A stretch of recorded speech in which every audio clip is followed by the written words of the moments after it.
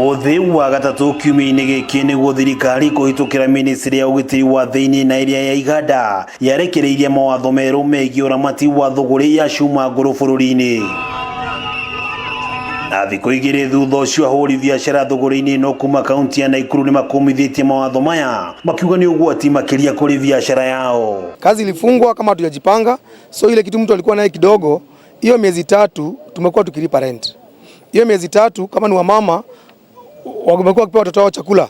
Hata sisi ndio tunapeleka chakula kwa meza kila siku. So ile pesa kidogo tulikuwa tumejiwekea yote imeisha. So tukisema kwamba ati saa hii tutaweza kulipa zile barua. Muthia-inĩ wa mweri wa Januari mwaka ũyũ nĩguo mũtongoria wa bũrũri yagathĩkire mũkana thũgũrĩ-inĩ ya wendia wa cuma nguru bũrũri-inĩ, kũrĩa wĩici wa cuma tabarĩra-inĩ cia ũthii wa na mbere cia thirikari warĩ kĩmwe kĩa gĩtũmi kĩa kũgathĩkwo kwa mũkana ũyũ, ũndũ ũrĩa ahũri biacara aya mathiĩte na mbere kũregana naguo.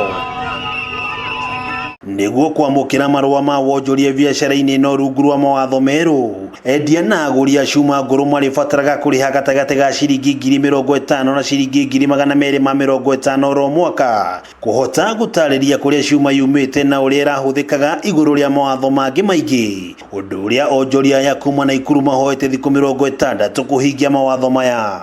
Serikali itukubalie turudi kazi, tupewe muda wa siku 60 vile ndugu zetu wanaomba tuweze kuuza mzigo. Tuna watu wako na stoko kubwa, wengine wako na milioni 2, wengine 3, wengine 5 na zimerara. Tuko na madeni kwa bank, tunadaiwa na bank. Mimi kwangu ningeomba kwa sababu tumekaa muda bila kukua makazi.